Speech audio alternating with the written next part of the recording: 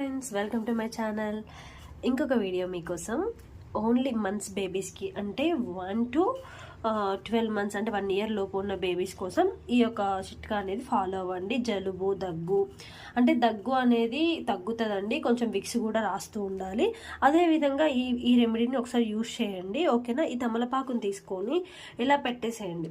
కొందరు ఏంటంటే దీన్ని కొంచెం హీట్ చేసినా కూడా హీట్ చేసి ఆయిల్ అన్న రాసి యూజ్ చేస్తారు. బట్ ఏంటంటే అలా యూజ్ చేయకుండా ఇంకొక మెథడ్లో చూద్దాము. అదేవిధంగా కొబ్బరి నూనె తీసుకోండి. నా దగ్గర అయితే పారాషూట్ లేదండి, పారాషూట్ అలోవేరా ఉంది. నేనైతే ఈ ఆయిల్ని యూజ్ చేస్తున్నాను. మీ దగ్గర పారాషూట్ ఉంటే కంపల్సరీగా యూజ్ చేయండి, చాలా బాగా రిజల్ట్ ఉంటుంది. దీన్ని ఒక గిన్నె తీసుకొని దాంట్లో యాడ్ చేసుకోవాలండి నూనెని. చూసారు కదా, కొంచెం నూనెని యాడ్ చేసుకొని అది కొంచెం కాగనివ్వాలి. నూనెను కొంచెం కాగనివ్వాలి. అయితే ఇప్పుడు నేను వచ్చేసి జలుబు తగ్గడానికి మంత్స్ బేబీస్ కోసం 2 వీడియోస్ చేస్తాను. ఈరోజు ఈ వీడియో రిలీజ్ చేస్తాను, చూడండి, ఓకేనా. సో ఆయిల్ మొత్తం అది మొత్తం కూడా కొంచెం మన హీట్ అవ్వాలన్నమాట.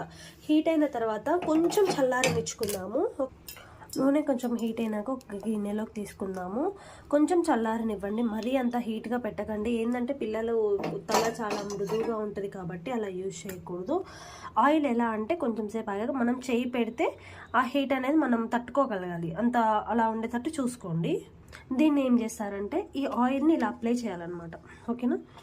ఈ తమలపాకు పైన అప్లై చేసి మాడు పైన పెట్టండి. మధ్యాహ్నం పూట పెడితే చాలా మంచిదండి. నైట్ పూట కన్నా కూడా మధ్యాహ్నం పూట పెట్టాలి. నేను ఏంటంటే మార్నింగ్ టైంలో చేయడం కుదరలేదు. సో ఇది పెట్టిన తర్వాత ఈ ఆకు అనేది కలర్ కూడా చేంజ్ అవుతుంది మీరు పెట్టిన కొంచెం సేపటికి, ఓకేనా.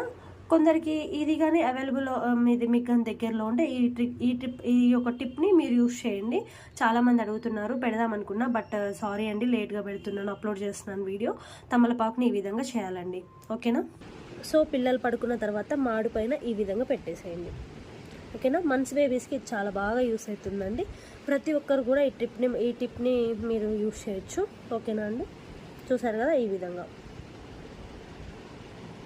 విధంగా ఆయిల్ని యూజ్ చేస్తూ తమలపాకుని యూజ్ చేస్తూ పిల్లలకి ఈ విధంగా జలుబు తగ్గించవచ్చు. ఇది ఏంటంటే అప్పటి పురాణ పద్ధతులు. సో ప్రతి ఒక్కరు కూడా ఈ విధంగా ట్రై చేయండి. తొందరగా మెడిసిన్స్ అవి మాత్రం యూజ్ చేసే కన్నా కూడా ఇలాంటి హోమ్ రెమెడీస్ యూజ్ చేయడం వల్ల పిల్లలకి మనం జలుబు తగ్గించుకోవచ్చు, ఓకేనండి. మీకు నా ఇన్ఫర్మేషన్ నచ్చినట్లయితే లైక్, షేర్ అండ్ సబ్స్క్రైబ్ చేయండి. థ్యాంక్ యూ అండి మా వీడియోస్ చూస్తున్నందుకు.